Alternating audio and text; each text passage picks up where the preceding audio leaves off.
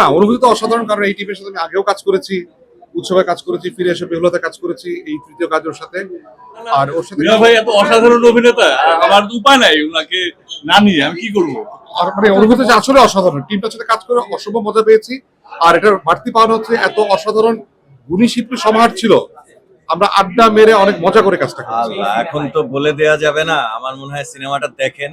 আমার ধারণা অনেকেই সিনেমা এখনো দেখা হয়নি টিকিট না পাওয়ার কারণে। আমার মনে হয় সিনেমাটা দেখে ফেলেন। তাহলে আমি খুবই সাধারণ একটা চরিত্র করেছি, ওইখানে সাধারণ একটা মানুষ আপনার মতো, বেশ ভালো। এই সিনেমার আমি এখনো পর্যন্ত নেগেটিভ কোনো রিভিউ পাইনি। এইটা সব থেকে সুখবর আমার জন্য, কারণ সবকিছুরই ভালো মন্দ থাকে। তো এটারও হয়তো মন্দ থাকবে কিছু না কিছু, কিন্তু সেটা এখনো আসেনি আমার কান পর্যন্ত। সব জায়গাতেই ভালো রেসপন্স পাচ্ছি।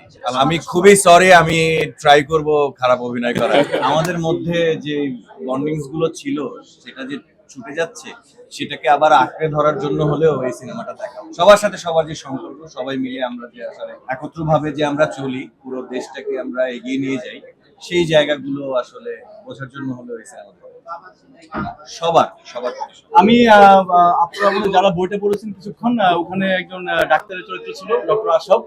আমি সেই চরিত্রটা ঠিকঠাক প্লে করে ট্রাই করেছি। উইথ টু রেসপেক্ট, এই ক্ষেত্রে আমাকে সবচেয়ে বড় অবদান হচ্ছে আমার রাইটার স্বাধীন, সামিউল, আমার director Tarim Noor. And finally আমরা সিনেমা হলে আসলে সিনেমাটা দেখছেন, আমি নিজেও আসলে খুব ইমপ্রেস সিনেমাটা দেখে। একটু আগেও একটা হলে গেলাম, তো সবাই খুব ইমোশনালি কানেক্টেড সিনেমাটাতে। সো ইয়া, আমি চাইবো যে সিনেমাটা যাতে অনেকদিন মানুষকে এভাবে আনন্দ রাখে। আমি তো দেখে অভিভূত। আমি সিনেপ্লেক্সে আসি, বা আমার সিনেমার প্রথম থেকে, ক্যারিয়ারের প্রথম থেকে আমি সবসময় সিনেমা হলে আসি, অডিয়েন্সকে কানেক্ট করি, ওদের সাথে কথা বলি, ওদের কেমন লাগছে সিনেমা। সো আমি আসলে এই সিনেমা নিয়ে আমি রিলি অভিভূত। ওরা আসলে অনেক ইমপ্রেস, ওরা আসলে ফ্যামিলি ড্রামাটাকে কানেক্ট করছে, এবং আমার মনে হয় যে এখন যে কথাবার্তা চলছে বাকি কাজটা ওরাই করছে।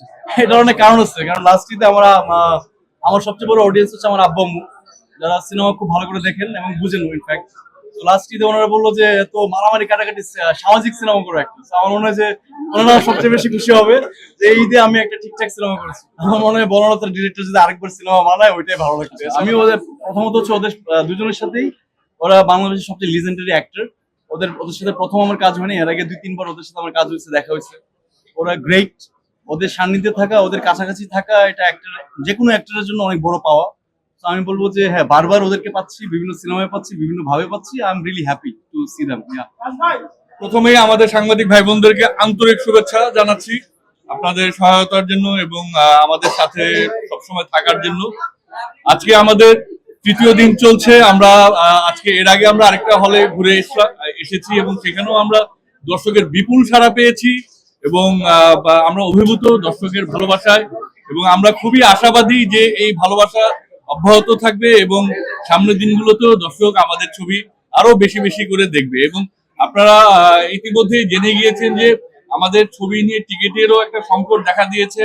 আপনারা আমার থেকে এটা আরো ভালো জানবেন এবং আমি বলবো যে এটা একটা দারুণ ব্যাপার, শুধু আমাদের ছবির জন্য না, সকল সিনেমা নিয়েই দর্শকের দারুণ উৎসাহ উদ্দীপনা দেখা যাচ্ছে। এবং এটা এটা বাংলা সিনেমার আসলে একটা নতুন জোয়ার এসেছে, আমাদেরকে এটা ধরে রাখতে হবে।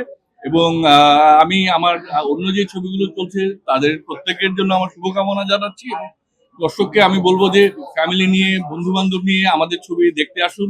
এবং সামনের দিনগুলোতে আমরা চাই যে আপনাদের সাথে আরো আরো আনন্দ করে একসাথে বসে ছবি দেখবো এবং আপনাদের সাথে সামনের যে কোনো শো গুলো আছে সেখানেও আমরা এসে হাজির হতে পারি, যে কোনো সময়, যে কোনো দিন, যে কোনো হলে।